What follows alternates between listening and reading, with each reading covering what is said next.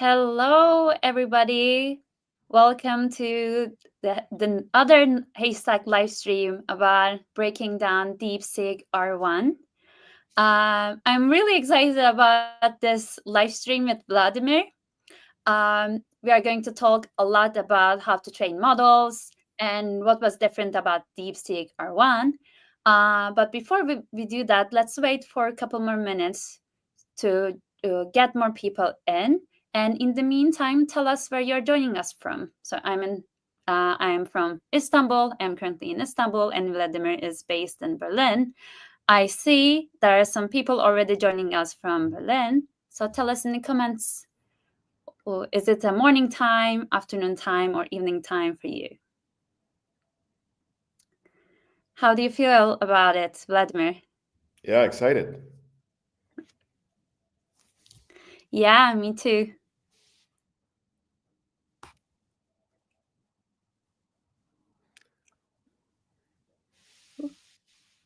In the meantime, I'm also monitoring YouTube if everything is going well, and it seems like going well. Nice. There are people joining us from US, Seattle.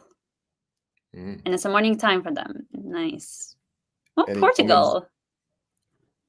People are commenting on YouTube channel, huh? Exactly. Yeah, there are people again from Berlin. Nice. All over the world. All right. Maybe without further ado, let's start. So let me get that. All right. So today's speakers are me and Vladimir. My name is Bilge. I work as a developer relations engineer at DeepSet. DeepSet is the company behind Haystack, the open source LLM orchestration framework. And the whole material is going to be actually delivered by Vladimir, senior software engineer at DeepSet.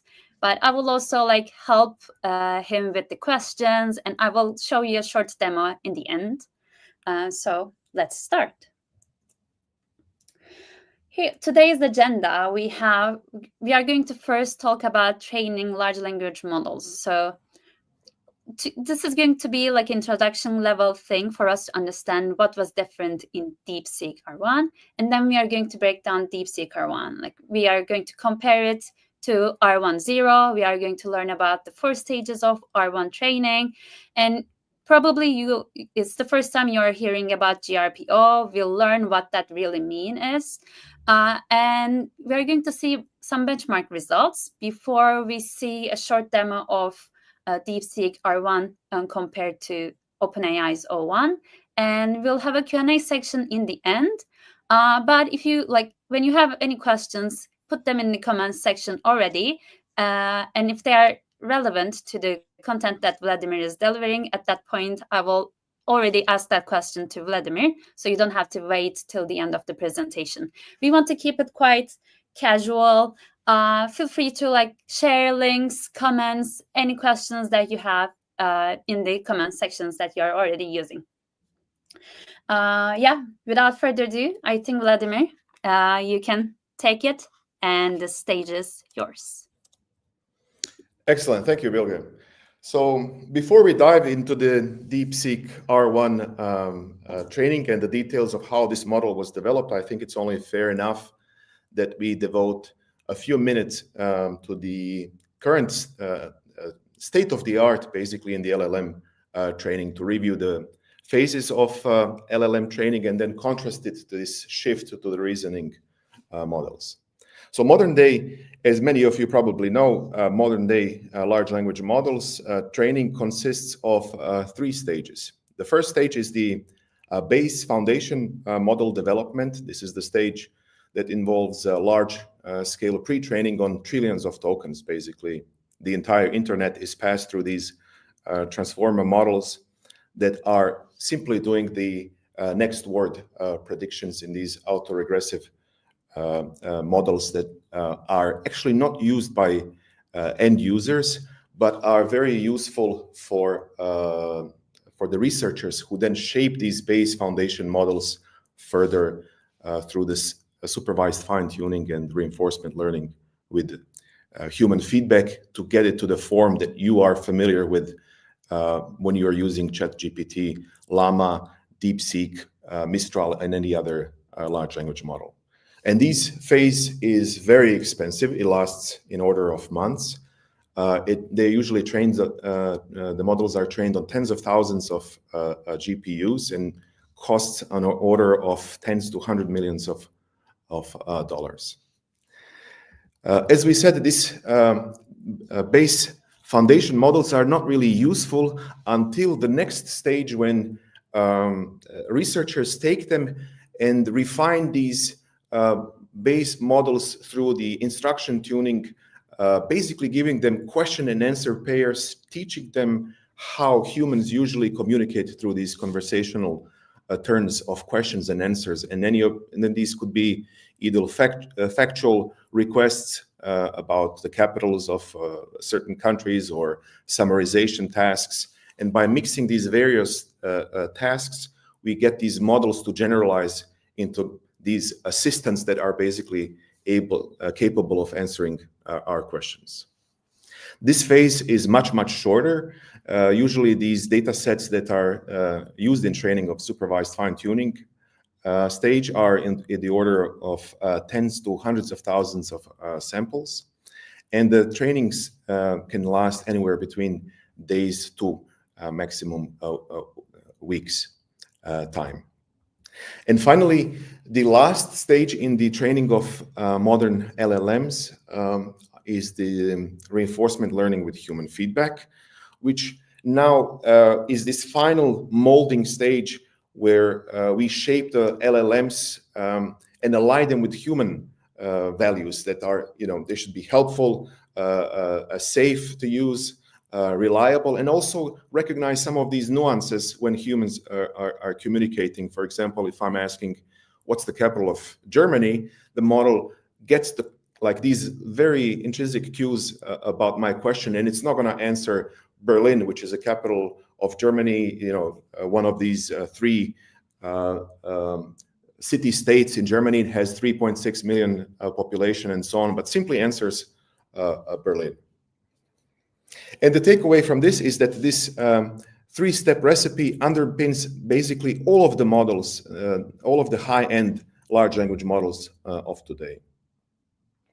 However, despite these models being super capable, we are seeing a shift from this train time to test time compute.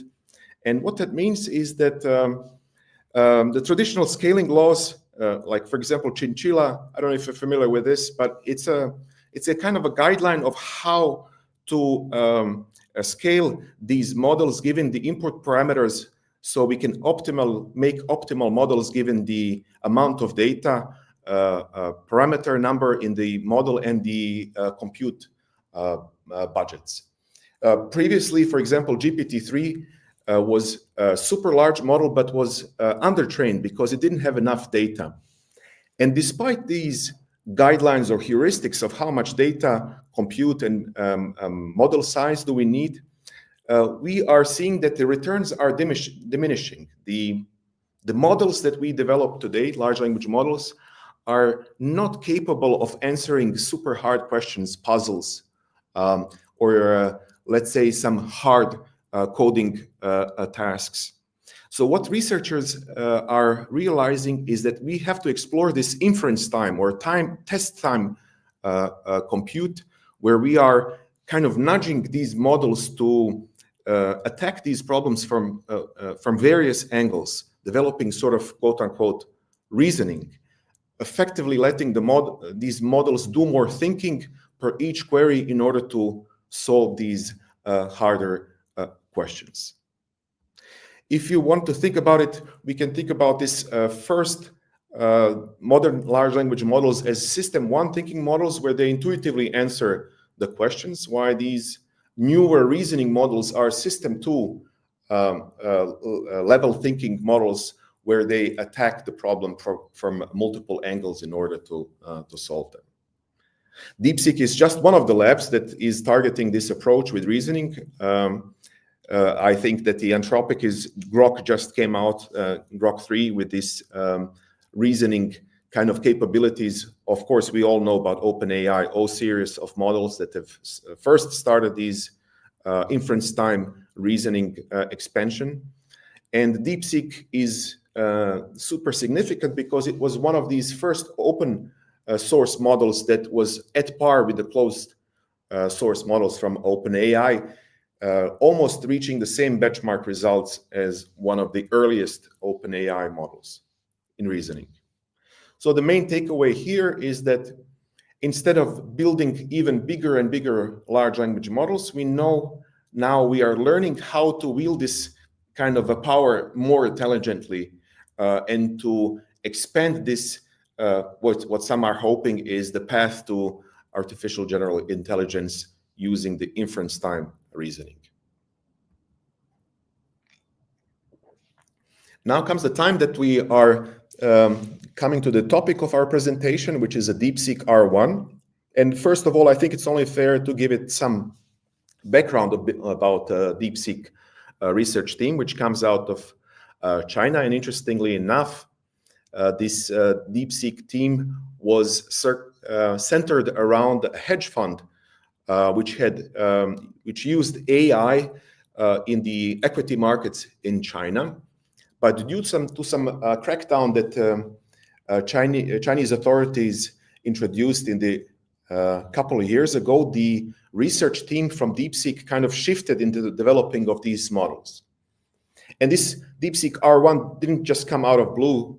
Some of you who are more familiar with the large language model of today know that they have previously produced very capable models. We all know V2 series, V3 series. They have produced models that are specializing in math, in coding, and DeepSeek-R10 is also a topic of our presentation because it was attempt by the DeepSeek research team to kind of go into this reasoning space, and they have detailed of their ideas how they kind of tried to develop this model by simply applying reinforcement learning directly on top of this DeepSeek V3 base model, which they then dubbed R10. So although this experiment was semi-successful, it provided a fertile ground of conclusions and that the DeepSeek team now built on top of in order to develop the final model that you've all heard of, which is DeepSeek-R1. And one of these key observations that the researchers in China observed is that even with a simple system prompt that kind of didn't even show the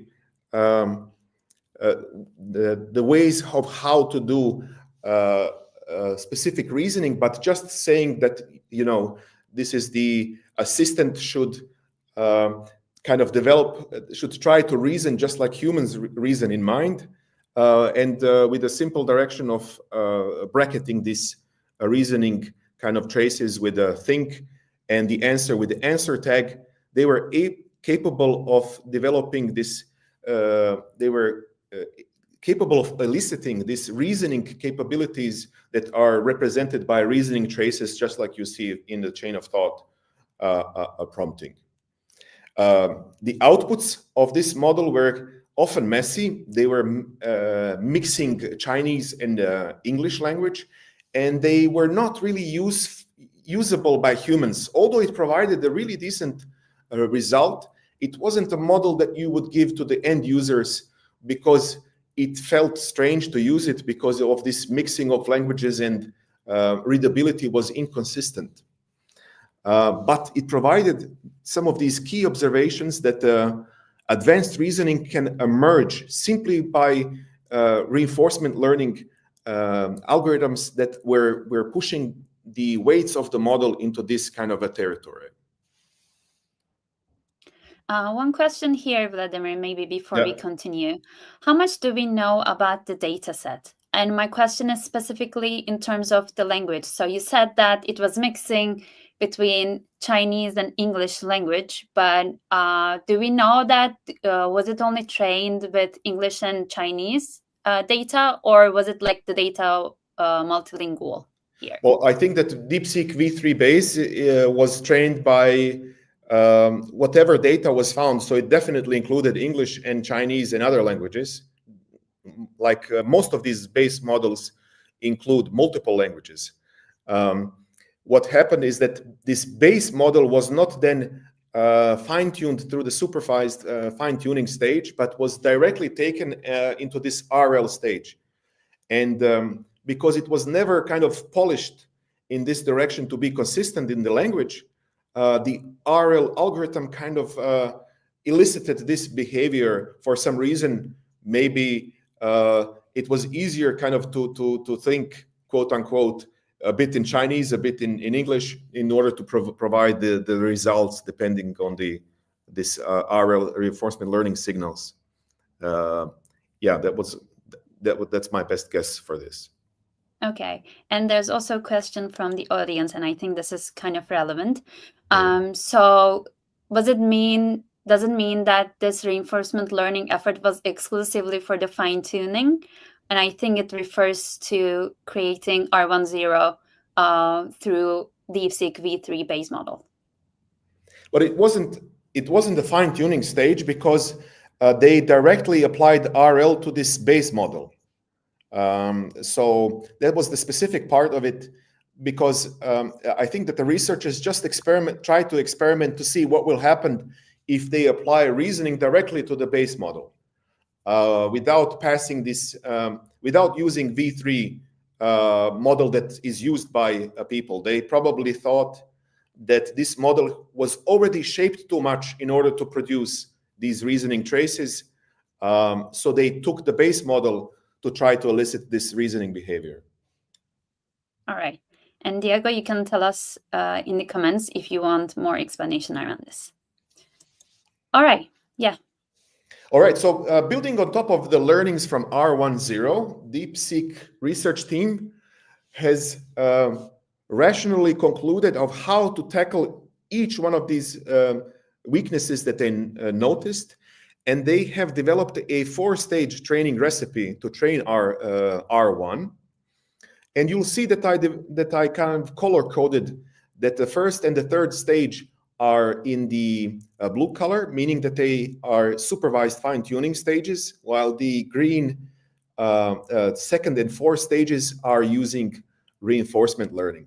So what we'll do now is that we'll pass through these 4 stages, just briefly mention them, then we'll pass through the pictorial stages, detailing more about what was actually used, which model was used for each stage, and then we'll double click on each one of these stages to cover it one more time so we can all understand this training recipe in detail. So the first stage was essentially this cold start, which consisted about a few thousands of these high-quality reasoning traces, which were produced by R10, yet cleaned by and inspected by humans. So they are consist of high-quality, only proper traces that resulted in the correct results and have the proper thinking and answering tags, which will then ensure the stable output for the next stages of training. The second stage was this RL stage, where we are now encouraging this multi-step reasoning traces, making the model systematically think longer for some of these harder problems. And this is what actually researchers observed. Yet this model that was the output of the second stage was, although it was a reasoning powerhouse, it didn't have these kind of capabilities of the modern models that you would expect. It didn't know how to properly answer simple questions, or didn't know how to summarize, so it lost some of these general capabilities. So in order to address this issue, the third stage, which was also supervised fine-tuning stage, consists of like 2 sub-stages, where in the first stage, the previous model was used to produce hundreds of thousands of these curated high-quality chain of thought reasoning samples. And then it was mixed with this general data set and super fine-tuned DeepSeek V3 base model to produce a model that's now already super capable in reasoning and also in general question and answering. And it was prepared for the final reinforcement learning stage that would then finally human align it with helpfulness and safety, resulting in a model that you would expect, as humans expect it nowadays, which is capable of attacking these hard reasoning problems, yet is able to quickly answer some of these factual-based questions. Maybe we can use the example of the Berlin and the capital of Germany being Berlin as an answer. Okay, so as you can see, the main takeaway from this is that each stage is tackling a known weakness, like early instability or limited data, and then compounds and builds on the previous stage to produce the finally a truly capable reasoning model. So let's look at these 4 stages in this kind of so you can depicted way, so you can perhaps memorize a better or understand which was the input model, what was the output, what we used as the training data, and so on. So again, I color these stages into blue for the supervised fine-tuning and the green for reinforcement learning stage. So the first stage, we took the V3 base model and the thousands of chain of thought examples that we selected. I think some people are mentioning 5,000, but I didn't find the reference of exactly how much in the research paper itself, which then stabilized and prepared the model. So let's call it V3.1, which prepared the stage for the first reinforcement learning, which would then further expand this reasoning capabilities of the base model produced in the first stage. So what was the input? Well, input were these math riddles for the high school level, coding tasks, logical Q&A that are not simple factual answers, but require a bit of, let's say, reasoning. And the reward signal was accuracy of, if the question was answered correctly, formatting of the answer. Does it include thinking and answer tags properly? And the language rewards, does it mix English and Chinese or other languages, punishing the model for mixing and pushing the weights of the model towards the desired outcomes. And this was the reinforcement learning stage. And the reinforcement learning algorithm that was used is group relative policy optimization, GRPO, which we'll cover separately in the later parts of the presentation.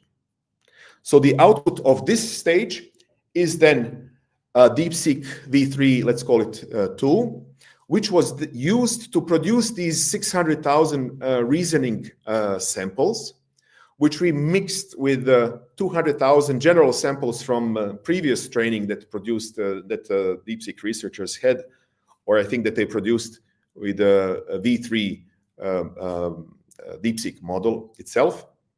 And then they took the V3 base model again and pushed these 800,000 samples through this supervised fine-tuning method to produce a model that was then we dubbed it here R1 prime, which is a pre-final stage model that was ready for the final stage of reinforcement learning, where in addition to this accuracy formatting language, we added helpfulness, harmlessness, rewards that align this model towards a human use. Again, we passed these math and coding and logical data set together now with the general Q&A and writing tasks and so on, finally producing the DeepSeek R1 model that is available today for us to use. Okay, so after this... Sorry, Vladimir, maybe we can get some questions from the audience. So this is a follow-up question to the previous reinforcement learn effort question. So as a summary, they didn't use a pre-fine-tuned model, just a foundation model. But then instead of doing supervised fine-tuning, they jumped to reinforcement learn-based fine-tuning. Yes, exactly. Okay. Then, that was for R10. Yes, this was for R10, but right now we are going over DeepSeek-R1. So like the model Exactly. after R10. Yeah. Exactly. R10 provided excellent learning kind of a foundation. So, I mean, I think everything now looks super easy in this kind of simple laid out 4-stage, and it's easy to be Monday morning quarterback. But it took a lot of experiments to understand what was going on in order to devise this what seemingly simple kind of a 4-stage a recipe that tackles each one of these problems that they encountered in the R10 experiments.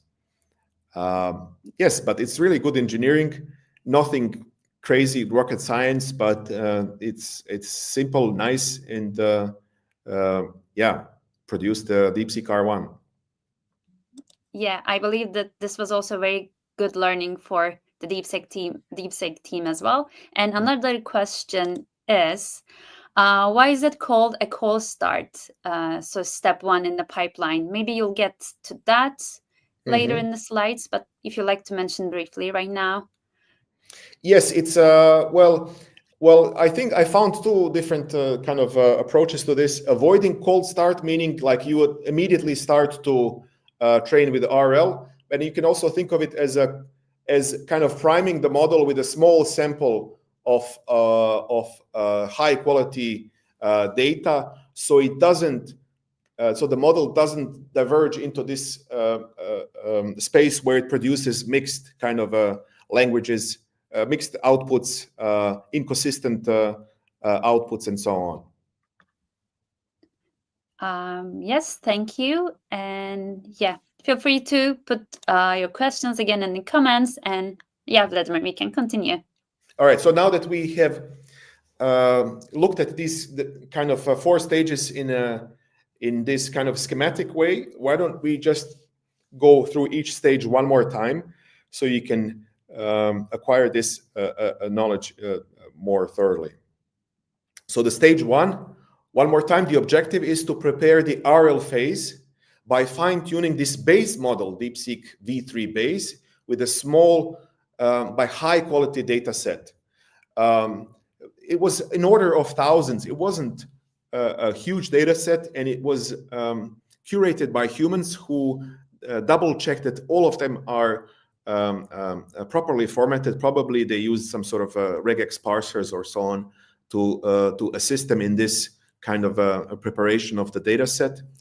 And the supervised fine-tuning was used on this data set to ensure more consistent outputs in the later stages. So what was the benefit? It was a stable launch for the subsequent stage, second stage of reinforcement learning, and it primed the model to maintain the coherent language usage and reduce the language mixing in the outputs. The second stage, of course, the first reinforcement learning stage, the objective is now to transform this supervised fine-tuning model from the previous stage into the reasoning powerhouse to encourage it to think at the inference time. And what was the process? As you can see, I'll direct your attention to the right part of the slide, where you can see that the reward was basically a mix of few sub-rewards. One of them looked at the format. If is the output properly formatted? Does it have answer and thinking tags? Is it accurate? Does it have a consistent language in the output? And when you combine these rewards and output one single reward for this, you are basically nudging the weights of the model into this latent space where it can produce more of these outputs that are accurate, consistent, well formatted, and ready for the next stage. One thing to remember is that because we started with the base model, I wouldn't even say that some of the general capabilities are lost. They were not even infused into the model. They didn't exist to begin with. So this is something that we addressed again in the stage 3 of the training recipe. And in this stage, we basically first generated 600,000 of high quality reasoning samples, where we use this rejection sampling is the term that the researchers are using, which essentially is using LLM as a judge to select highest quality samples at this vast reasoning samples that were produced during the training. And we added 200,000 samples from this general domain question and answering, writing summarizations and poetry and whatnot that the general models are capable of. And the output, the benefit of this is that we've then taken V3 base, passed through, we use the 800,000 sample data set to produce the balanced model that excels both in reasoning, but also has this general functionality that users expect from the models nowadays. All right, so the takeaway is that the output of this stage is the well-balanced model that can keep strong reasoning capabilities, but also regains back this general skills. And the final stage is now again the reinforcement learning stage using GRPO, ensuring that the model is isn't good just for the multi-step reasoning, but it's also helpful, safe, and user-friendly. Just like we started this presentation, it is this kind of a final stage where we mold the model into the final form that users expect from the every modern model. Again, we used GRPO with multiple rewards. The rewards that we used are similar to the rewards that are used in the second step of the training. But as you can see in this image, we are adding these preference rewards in addition to the previously used rewards and combining them into one reward signal, which is then pushing the model through reinforcement learning into this final kind of a molded state that users expect. The output is the DeepSeek-R1 that everyone talks about, combining this advanced reasoning with helpful and coherent outputs, be it a hard math quiz, question, coding question, factual kind of a query, or any other kind of a task that users expect modern models to finish. So Yep. Again, me interrupting you. So there are some questions again from the audience about this training stages and data. And the first question is, are the chain of thoughts examples of the first stage different to the 600K reasoning of stage 3? No, they are produced by the model that was from the second stage, and it was just inferenced and collected these reasoning steps from this model. So they are different. No, they're not. They are not. The output of this first stage reinforcement learning, second stage of the total training, the outputs of this model you just give it a kind of a math puzzle or a coding task, and it will output these reasoning traces. What happened is that out of millions of these reasoning traces, we selected a large 600,000 sample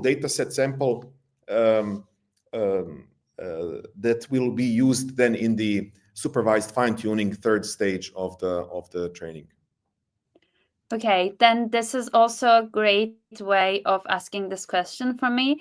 So how are the generated 600K reason examples verified as high quality?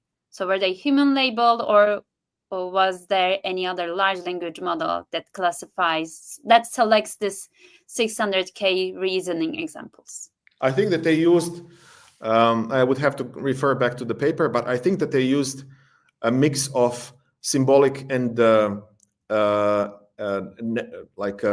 deep neural networks in order to produce this. What I'm trying to say is that sometimes when you have, let's say, a math Wolfram Alpha verifiers that are capable of verifying linear equation solutions. They use this. Sometimes they used regular expressions to verify that the reasoning traces are properly formatted. They probably used large language models as a judge to inspect that there's no mixing of languages, stuff like that. So it's a mix of symbolic and deep neural network verifiers that are verifying these traces to be high quality. Okay.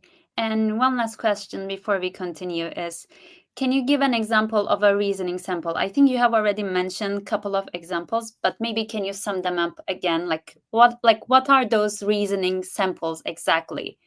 Oh, but we will see them in the demo.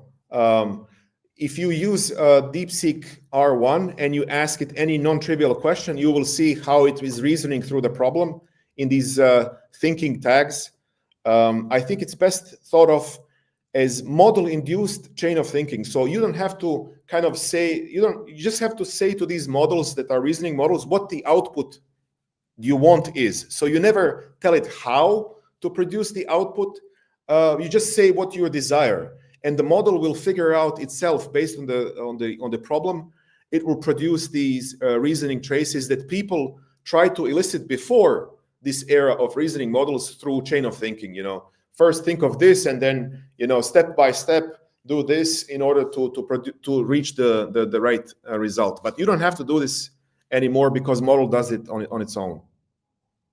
All right, thank you. Let's continue with GRPO.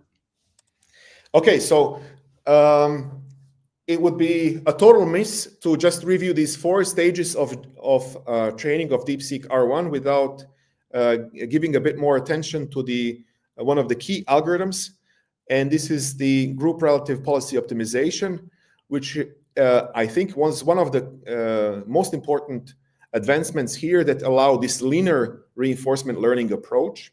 And linear, well, we have to know what was before in order to kind of conclude that the GRPO is super simple and computationally much cheaper than the existing approaches, although some similar approaches exist with direct proximate policy optimization. But one of the stalwarts of this reinforcement learning algorithms is the proximal policy optimization. And some of you who've been around, 2017 and 18 in this space, this is when this algorithm was used for those games. If you recall, for OpenAI and DeepMind used this proximal policy optimization, but they can be used also in large language models. And the main kind of gist of it is that it uses 2 networks. So you need to have 2 large language models. One is for like that one you are training that's generating responses, and also this is called policy network, and the other one it's called value network, which is estimating how good this prompt and response pair actually is. So what happens is that this value network provides what is called in this reinforcement learning terminology a baseline, a reference point to judge whether this response is better or worse than expected. And this baseline is used to stabilize learning, because during the reinforcement learning stage, you don't want to move this policy too much. And it's, one of the downsides is that we need to have 2 networks. It's much more expensive. It requires extra memory and computation, which is a major cost, of course. And, we have to run these reinforcement learning iteration loops, on the order of months sometimes. So you can imagine how much extra memory and computation and cost this is. And contrasted to this group relative policy optimization, which just uses 1 network. This is the actual model that you are training. It doesn't need any separate value function to estimate the baseline. And instead of learning this baseline through one of these large language models, we just simply draw a few samples for the particular prompt, and then we compare the responses relative to each other, completely bypassing this value network, which cuts this memory cost and simplifies training and making it much more efficient. So for those of you who are, this is a very new concept, we will even go a bit more into GRPO to understand how this works without separate value network by simply using the average of this batch or group that we kind of produced, inferenced for each particular prompt. So the nutshell of GRPO approach is that we produce a batch of responses for each prompt. Think of this prompt as a coding task. So instead of having one output, we produce through inferencing, batch inferencing, basically n responses. And then each of these responses is scored by these reward models that we used. And these reward models could be a combination, again, of these symbolic neural networks, code executors, testing that the program works, compiles, that the Wolfram Alpha can actually find the correct answer, that to check if the answer is correct, and so on. And in step 2, what we do is basically we just take average of these rewards, and this becomes the baseline. So it's just a simple mathematical computation that gives us the average, and then the responses that are above average in this group are reinforced, meaning that we kind of push the policy network, that is the large language model that we are training, into this direction, while below average responses are suppressed, and we push away the network from these kinds of responding, inducing the behavior that we want. So the result is that there's no need for this separate expensive value network. We just compare within the group, and then model naturally converges towards better reasoning through these reinforcement learning iteration loops without any of this extra complexity that the value networks required previously. And the outcome is that the GRPO delivers this strong learning with fewer moving parts. It's a simpler, smarter way to align large language models. And to conclude, the details of how this works, so you can remember it well. Let's just look at one of the examples, a concrete example.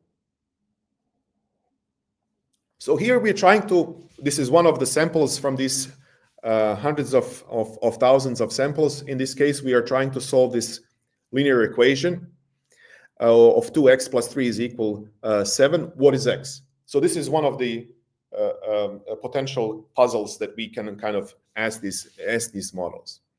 And let's say that a large language model in this group generates 3 different outputs with the following rewards: 2.3, 1, 2, and 2.7. So let's say that the first response was correct, but the reward model kind of gave it a smaller reward because it mixed the language and didn't have the proper thinking tags.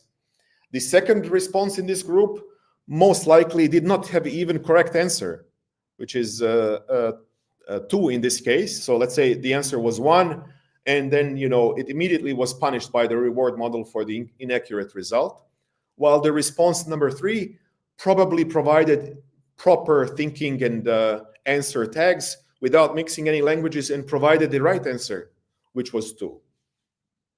So what do we do then?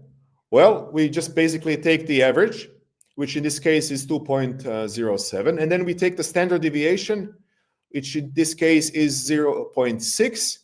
We normalize these rewards, so we subtract mean from the reward divided by standard deviation, which in this case gives us for R1, 0.36.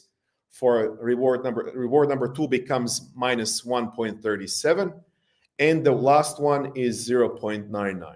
And you can obviously now start to guess what is going on here. All of the responses above 0 are going to be encouraged, positive scores. They are above the baseline. The baseline here is simply 0. We nudge the policy in this direction to produce more of these results, although the first result probably had some minor errors, but eventually we'll get there. And negative scores in this case for the second sample are below average, so we discourage the model to go in this, we nudge it away from these kind of outputs. All right, so that was all the details that I wanted to cover regarding the GRPO. And before we move towards the conclusion of this presentation, one important thing to mention is that DeepSeek researchers also provided us with much smaller models that are almost matching the performance of the original R1, which is a pretty large model, 671 billion parameters, although it's a mixture of experts that has, for each token activation of, I believe, 37 billion parameters to produce each token. Yet this is really, you cannot run this on, off-the-shelf hardware that you buy on Amazon. You still need a really powerful a cluster of GPUs.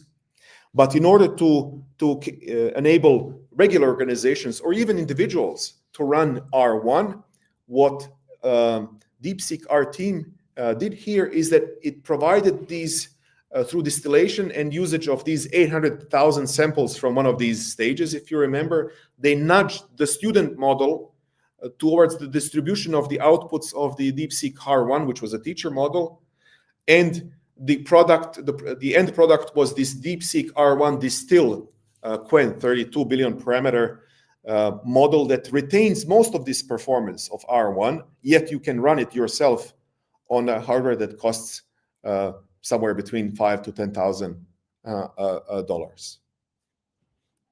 And finally, to move towards the conclusion, how good were these models? Well, the benchmarks that are usually used are these 4 or 5 benchmarks that are mostly focusing on math. This one, Math 500, has already been kind of saturated, so the researchers now are dropping it. But IMED 2024 is one of these benchmarks. GPQA, which is a benchmark that basically kind of poses multiple choice questions from biology, physics, I think, and I forgot what was the last one. But even humans that are expert in this field need like internet access, like half an hour to come to the right kind of answer. And these are really, really complex questions. And of course, these two are Live Code Bench, which is kind of a benchmark for evaluating large language models on coding tasks, and Code Forces, which is competitive kind of a benchmark for competitive programmers, where they also give large language models to solve these questions. And you can see in these numbers, we're focusing on the last row and the values that DeepSeek-R1 achieved on these benchmarks.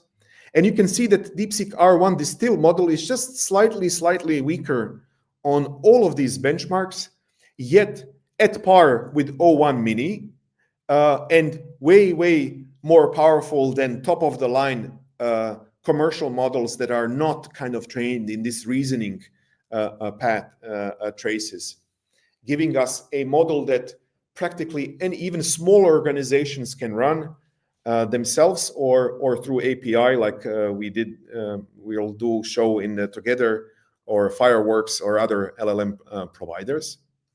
And there's this complete shift from secretive corporate models to a community-driven race to advance these reasoning capabilities.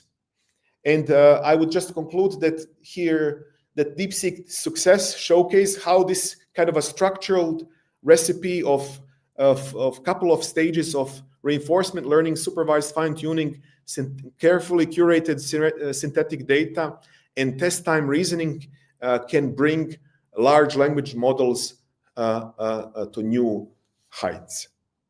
And I think I'll hand over to you here, Bilge. I don't know what you've prepared for us to conclude this presentation. Yeah, thank you, Vladimir. It was a great presentation. I definitely learned a lot. And there are also some questions that I don't really want to wait till the Q&A section because they are mostly about the GRPO. And the first question that I want to ask you is definitely kind of reads my mind too, is in the GRPO, so in the reward model, we have some preference model, and does it mean that in a way you are still using at least 2 networks if you are using a preference model? No, GRPO uses, it doesn't have any It only uses the model that is trained. It's just to produce the inference of this group, and then you just use basic mathematical calculations that we've shown to form the baseline, and then to select the samples that are going to be reinforced and the samples that are going to be not reinforced. Yeah. And the other question is, how does the reinforcement learning process nudge weights specifically to optimize for certain rewards, such as thinking tags? It might get less reward, but how does it know which reward function it's supposed to optimize for? Okay, then we're going to the details of the reinforcement learning. Maybe we can take this offline, Vignesh, and go into details. All right, yeah, you can reach out us through Discord as well, and we are happy to get back to you. And the last question is, this is related for the stage 3 of extended supervised fine-tuning. So with the rejection sampling using an LLM judge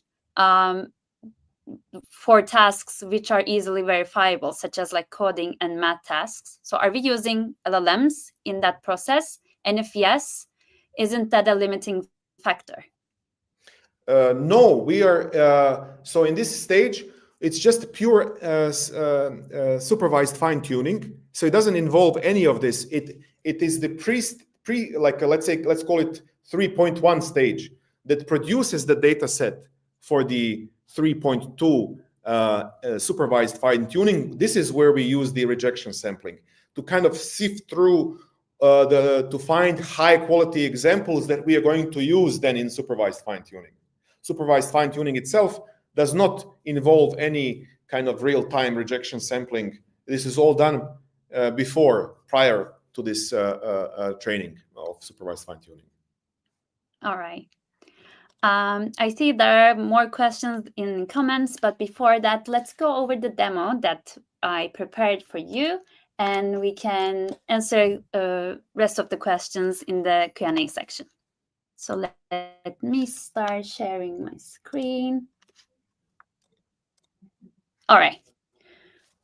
Okay, so we have a demo working with DeepSeek-R1 and OpenAI's O1 models. Basically, what we do in this demo is, let me make it larger for you. This is a very basic RAG application. We have built a RAG pipeline with Haystack and DeepSeek-R1 and OpenAI's O1 models. And we have already indexed some of the quarterly earning call transcripts from selected companies such as like Amazon, Apple, and other big companies out there. And what we want to showcase in this demo is we are going to use this input box to input this query for DeepSeek-R1 and OpenAI O1. We will give both of them the same set of documents retrieved from our database and see how their answers differ from each other. And we'll see like the exact reasoning steps of DeepSeek-R1 too. So let's give it a go. So here we have some sample questions already that you can try out that can be answered over our database here. So let's go with this, what's Bank of America approach to implementing AI question, and compare the answers. All right, so here we see that it starts with this think tag, and I think this was one of the reward models that R1 people had. So usually when you generate something with R1, it starts with this think tag, and you see that here it goes step by step, going over each of the documents that we provide to it. So for example, it skips the first document, then goes to the second one, and it finds that it's not relevant to Bank of America. Moving on, third document, not relevant. So we see why it rejected every document in details. So in document 4, it says that Bank of America is not mentioned here either. And in document 5, here it says that, okay, this is key. So it will generate some answers based on this document 5. It goes to document 6, skip. It goes to document 7, no mention of Bank of America. etc. So after doing all of this reasoning, we see that it only finds the document 5 as relevant, and it refers to this document 5. So it decides to refer document 5 in his answer, in his answer. And here we see the full answer, saying that Bank of America is implementing AI by investing nearly 4 billion in technology initiatives, etc. And if we go to OpenAI's answer, here we again see that it used document 5, but the answer is just shorter than what DeepSeek has returned. Because It doesn't here, have the reasoning traces, yeah. exactly, because if you compare the last step here, you would say that the answers are in the same length almost. But if you also include this thinking step, so this reasoning step, you will see the difference. And I think this is a matter of what you want from the model. Do you want to see why you've chosen this document 5 or not, or do you want to see the exact answer? And I think if you are working with general like common Q&A questions, like what's the capital of Germany, you wouldn't like to get this reasoning steps. So yeah, you wouldn't get them. Like one of the viewers, sorry to interrupt, Bilge, that would ask about reasoning steps. You can see how these reasoning steps can be applied to this kind of a problem that is not math, not coding, yet you can see the reasoning traces that are adapted to this particular domain, right? And the domain is, okay, let me look through this document. What do I see here? Maybe I can combine the parts of the second document and the fifth document in order to produce the answer. These are all reasoning traces that are adapted to this particular question. Yeah. So for this demo, it's public, so you can definitely go out and try your own queries and compare them. But if you want to build your own application and compare maybe different stuff, different data with OpenAI and DeepSeek, you can go ahead and also do so with Haystack. So basically what you need to do is to, if you want to use the APIs out there, OpenAI compatible APIs such as Together AI and Fireworks AI, you can use OpenAI chat generator, put your API key, put your base URL there, and give the name of the model to start using the model. But if you want to host your model locally, especially if you want to use the distilled ones, you can also do so through Ollama chat generator. Again, what you need to do is to deploy the DeepSeek-R1 distilled models locally through Ollama and give your URL and the model name when you are using Ollama chat generator. And just as a information here, in this demo that we used Together AI API, and we have deployed the Haystack pipeline to DeepSeek Cloud to make it easy for public access. All right. So before we answer the rest of the questions in the comments, here are the resources that Vladimir used. And Vladimir, if you'd like to go over them one by one, please. Yes, I would just mention the first resource, which is from one of the really popular, I would say, bloggers and researchers, who is Martin Hrodentorst. And I took some of the slides, some of the images that he's really good when it comes to this, as also Jay Alamer, probably all of you know about him. Of course, DeepSeek-R1 paper, you can easily find it. And I would direct attention to some of the viewers who want to pursue this further, to the OpenR1 project in Hugging Face that aims to fully reproduce this DeepSeek-R1 training, so you can see actually in code. And our colleagues in Hugging Face, of course, are using the transformer reinforcement learning library to achieve this, where they implemented GRPO. We can see all of the details there, and you can further explore yourself with the colleagues from Hugging Face. Mostly, I think that Luis, Leandro, Quentin, and a couple of other peoples are leading this effort. So just reach out and contribute. Off to you. All right. Yeah, and if you want to learn more about how to use DeepSeek-R1 with Haystack, you can check out this QR code. We have a blog post explaining a bit about DeepSeek-R1, not as much as detailed as we covered in this live stream, but to some extent. And we also share some code snippets there if you want to try DeepSeek in your applications. All right, so let's go back to the comments and answer some of them. We are actually out of time, but they're good questions, so I don't want to skip them all. So first question I want to ask is like, what does pass one mean when you are mentioning the benchmarks? That means that the answer is the model is capable of answering correctly at the first try. Okay, I didn't know that. Thank you. Yeah. So if you want to go back to the training part, so 3.1, I think they refer to the training part, is like normalizing and pre-processing step. Of the training stages? I believe so, yes. Yeah, I'm not sure what the Masood is thinking here. Maybe we can also ask offline what he's actually referring to, because I'm not sure. Yeah, you can, Masood, you can also like explain more maybe in the comments. So an interesting question.